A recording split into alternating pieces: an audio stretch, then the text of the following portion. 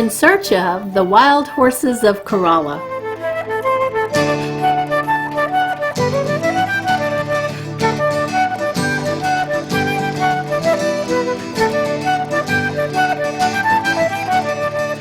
First of all, Corolla is a village on Currituck Banks, the northernmost section of the Outer Banks of North Carolina.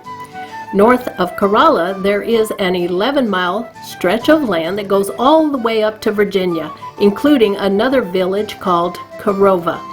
With ocean to the east and a sound to the west, this whole area forms a narrow peninsula, and this peninsula is governed by Currituck County, whose county seat is located on the mainland. This is why the peninsula is referred to as the Currituck Banks. Traditionally, the wild horses who roam these parts are referred to as Corolla horses, although they once roamed all the way down to Kitty Hawk and all the way up to the state line of Virginia. North of Corolla, an inlet to Currituck Sound once made this stretch of land an island. However, with storms and sand movement, the inlet filled up. These horses then are not island horses, nor are they owned by a national park like the wild horses on Assateague, Maryland, Ocracoke, Shackelford, and Cumberland Islands. It can honestly be stated that no one owns these horses. The Currituck National Wildlife Refuge owns over 3,000 acres of the 7,544 acres on the peninsula. They cannot issue a grazing permit like other areas because the horses have no owners.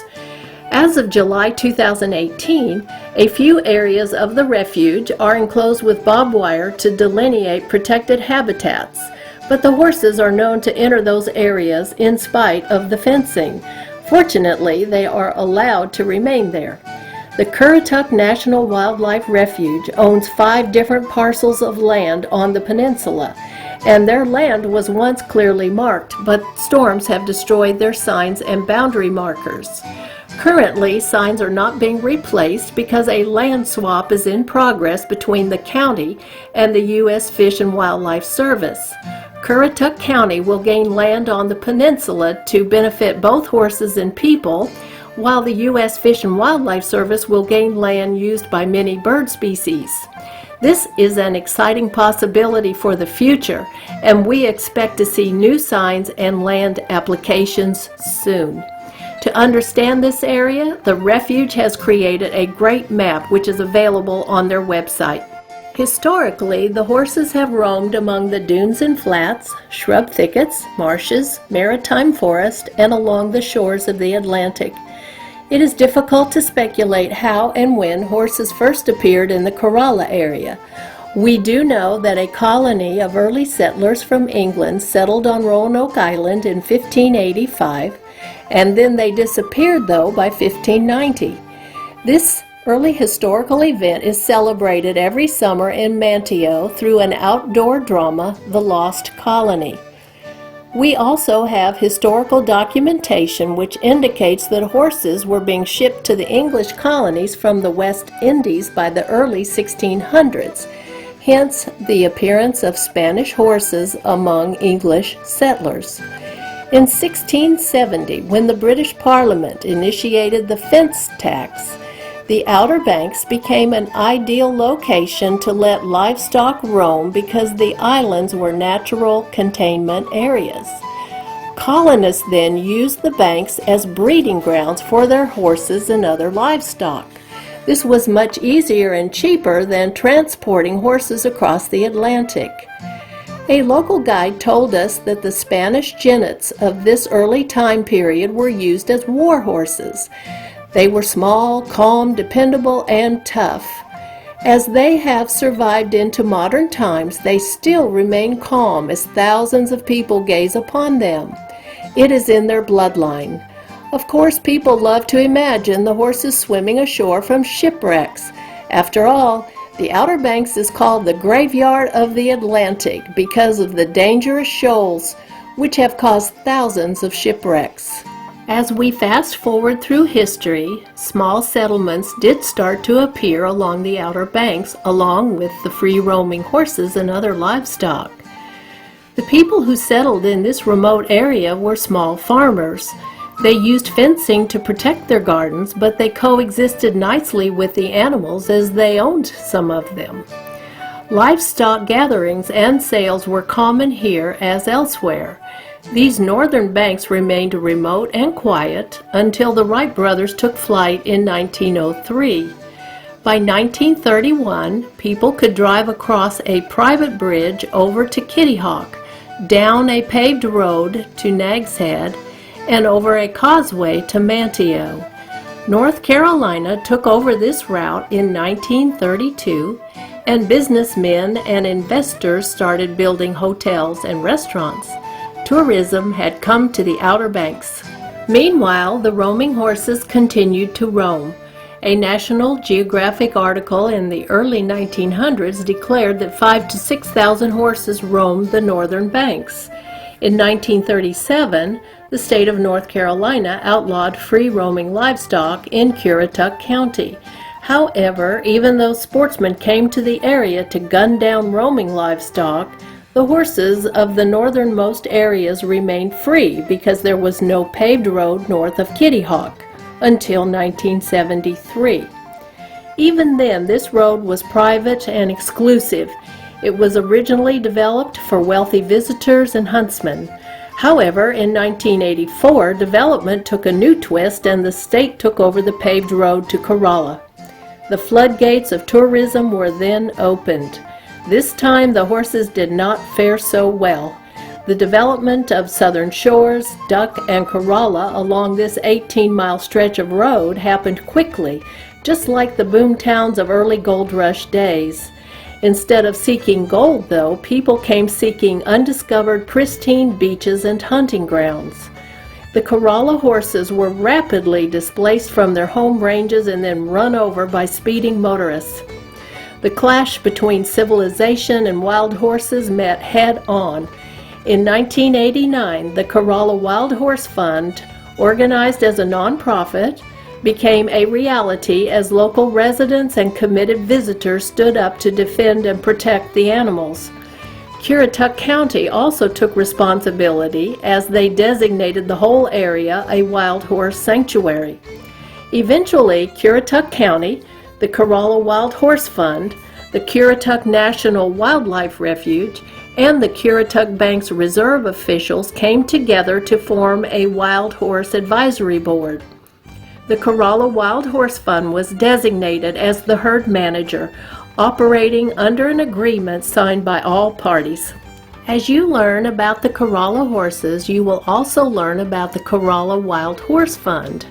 Through their efforts, the horses are counted, monitored, given medical treatment if warranted, removed from the wild if warranted, and even buried when warranted. As herd managers, they are charged with the protection of the horses. They utilize volunteers who help patrol areas where people and horses come together, and they educate the public through numerous programs. Since they treat ill or injured horses and occasionally remove horses, they also operate an adoption farm on the mainland. The goal is to rehome the animals after a successful rehabilitation program. Please note, visitors must not get closer than 50 feet to a wild horse. Visitors must never feed a wild horse. Visitors must drive with caution as horses are free roamers. Visitors must treat the horses with respect. Fines have been issued to people caught mistreating the horses or violating rules. Today, thanks to the Corolla Wild Horse Fund, the horses have been settled in the area north of Corolla called the Northern Beaches. They built a sound-to-sea fence at the entrance to this area, and the county built a sound-to-sea fence along the northern Virginia border. For vehicles to enter this area, a cattle guard creates a horse barrier between the fencing. There are no paved roads in this whole area. Instead of dirt roads, there are sand roads, literally. They have posted speed limit signs and are patrolled by law enforcement. We have seen people get stopped with blue lights. The majority of the land is privately owned, and perhaps the most amazing aspect about this inaccessible land is the development. No, it did not stop where the paved road ended. There are over 3,500 plats of land available for development, and currently there are 850 homes. As of July 2018, there are about 20 homes under construction. As you can imagine, this is a unique area. There is mail delivery, trash pickup, and road maintenance. Visitors and owners must have four-wheel drive vehicles, and it is common practice to lower the air pressure in tires down to 15 to 20 pounds. And this is the home of the wild horses of Corolla. The 2018 aerial count of these horses was 78. The farm manager told us that they probably number closer to 100, as horses in dense vegetation are hidden from view. As of June 21, 2018, the current agreement of the Wild Horse Advisory Board allows the herd to be maintained within a range of 110 to 130. Herd size definitely affects the sustainability of the herd, and much thought has been devoted to balancing the viability of the horses with the viability of the environment and other protected wildlife. We regard the recent agreement as a hallmark of mutual cooperation between the federal, state, and local governments, who must blend their programs and initiatives together for the welfare of everyone. Those of us who love wild horses are elated. This particular wild herd is quite special among all the coastal herds because they have the DNA of the original wild horses who roamed the banks. They are, in essence, purebreds. They are colonial Spanish Mustangs, a true cultural heritage from our earliest colonial period, and now designated as the state horse of North Carolina. Unlike the other herds who have interbred with different breeds and bloodlines of horses, these horses have not mixed with other bloodlines. One of the initiatives of the Corolla Wild Horse Fund is to find similar stock from nearby herds, like Cedar Island or Shackelford Banks, to introduce to the current herd members. Inbreeding is a concern because, after a while, the health of the herd members can be seriously undermined. In fact, without proper management, this herd could become extinct through genetic collapse.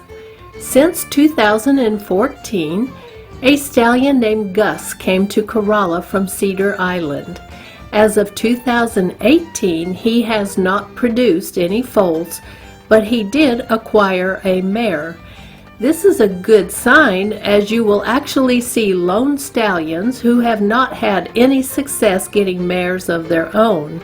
You will also see bachelor bands where the young stallions wait together and practice their battle skills. Life in the wild is competitive. So, how do we find these special horses? We don't recommend hiking because you would have to hike along the beach for 1.5 miles before you could cross inland, and the odds would not be in your favor of finding horses at your first crossover. With miles and miles of sandy roadways, hiking to find wild horses has not evolved into common practice. If you enjoy hiking, though, we do suggest investigating the Currituck Banks Reserve, a part of the North Carolina National Estuarine Research Reserve System, before you get to the cattle guard. The state owns and manages these 326 acres of land and water, offering a nice boardwalk out to the Sound and a nice walking trail to the Sound too. When we explored this area, we saw horse manure, but no horses. We don't recommend kayaking to find wild horses, because the horses tend to spend time in the marshes during the colder months of March and April, when the water is also really cold and rental kayaks are not available. As we talked with locals and guides, the general consensus is that kayaking is not a satisfactory way to go horse hunting, although popular kayaking activities and expeditions are available in the summertime. Ranger Hoff of the Currituck Wildlife Refuge told us that there is a boat launch at Corolla Park, and people who paddle that canal often see horses on one of the refuge parcels of land. Again, this is the map of the refuge, which can be accessed online. We don't recommend any boat tours to search for horses because they don't exist. Now, you will see advertisements for boat trips, but no one offers horse-watching boat tours like you find in Chincoteague, Virginia. While walking in Corolla, for example, we saw an advertisement for a crabbing expedition. The Currituck Sound is shallow with an average depth of 5 feet and offers many recreational opportunities. Local people and guides tell us, though, that horses are seldom seen along the marsh, even though it is one of their freshwater sources. Since one gentleman told us he thinks he spotted a horse's back in high grasses while crabbing, we concluded that perhaps some terrain prohibits good horse viewing. So, can people even find these wild beauties? Absolutely. In fact, of all the wild herds along the East Coast, Corolla offers the quickest and easiest way to view them. A wild horse tour very similar to the safari tours found in other outback areas. These horses are found from a vehicle. As of 2018, there are 9 licensed companies that take visitors out to find the wild horses. The cost per tour averages $50, but there is no guarantee that horses will be found. They are free roamers. It is true, though, that guides do communicate with each other, telling each other where horses were sighted. They even use hand signals. Most tours last 2 hours and start at 8 o'clock in the morning and continue to run every 2 hours. We have sampled all of the tour companies and tried different times. Here is an absolute truth. If you dislike your type of vehicle, and if you are unhappy with your guide, if you find a lot of wild horses, especially on the beach, then you will rate your trip as awesome. Now, I rated all the companies based upon my experiences with them. I am going to give you my final rankings along with some details. My number 1 tour is hosted by the Corolla Wild Horse Fund. I don't call them a tour company because they are much more than that. As you know by now, if anyone knows the herd, it is this group. Their tour is 3 hours in length in an air-conditioned van, so their groups are small and everyone can get a window seat. They have access to a private parcel of land known as the Meadow. It is a 32-acre field protected through a conservation easement created for the horses. The Corolla Wild Horse Fund can take guests to this area along with 2 companies owned by the individual who donated the land. If there is any spot on Corolla where horses can usually be found, it is there. Our second pick then is backcountry safari tours because they too take visitors to the Meadow. The Bender family, who owns this business along with Corolla Outback Adventures, donated the Meadow in support of the wild horses. This family started taking tourists on exploratory tours back in the 1960s. They are the original tour company of the area.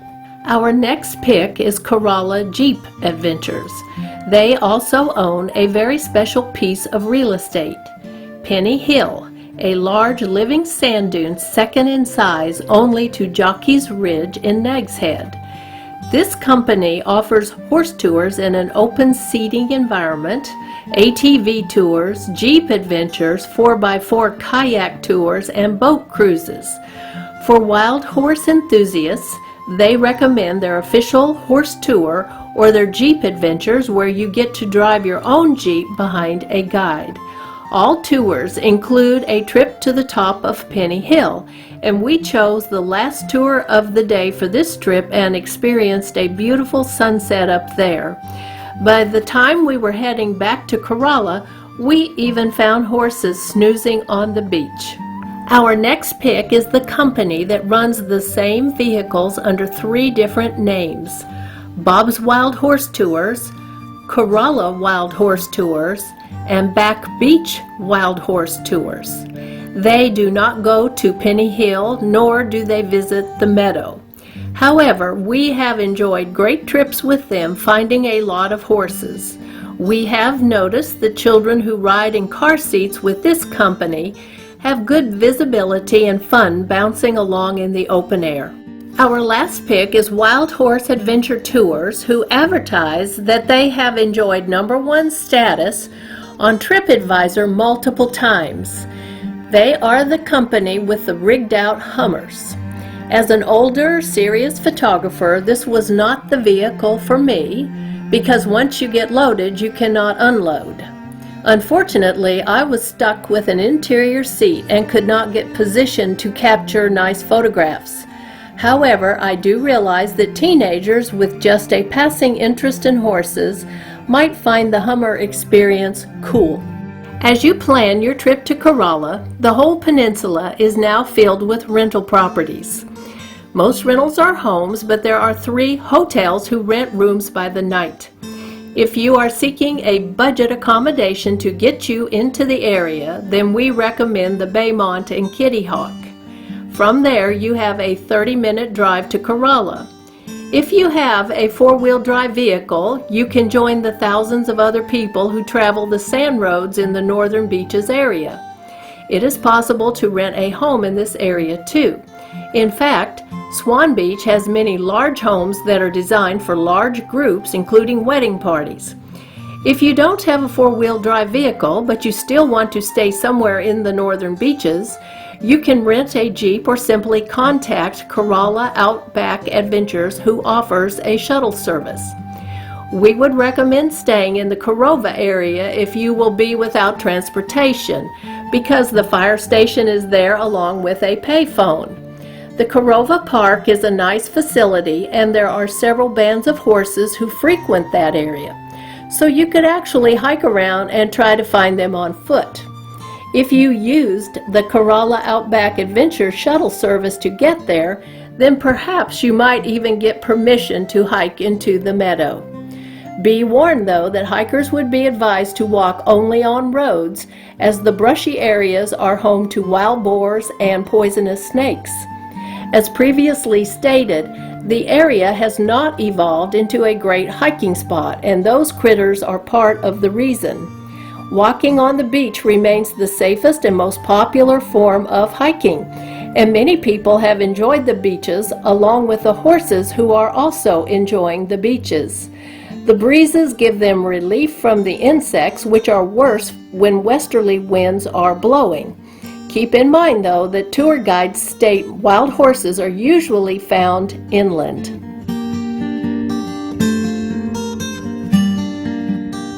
When you are in the area searching for wild horses, make sure you visit the historic and quaint village of Corolla. They have the smallest public school in the state, 34 students, a famous lighthouse, and the Whalehead Club, a mansion built in the early 1920s by the Knight family. This mansion is certainly worth a tour, shedding light on the lifestyle of wealthy turn-of-the-century families. As you plan your trip, spring and fall are the best seasons to go horse hunting here on the East Coast. This is true for all the herds. The summer tourists are gone, along with the heat, humidity, and bugs. We have tried to find them in the winter, and only one black stallion was out and about. A local resident told me that the rest of them were most likely in the maritime forest, sheltered from the cold and wind, eating acorns since grass is scarce that time of year. A few tour companies, though, do operate year-round. One guide pointed out to us that he knows what food sources they seek during different times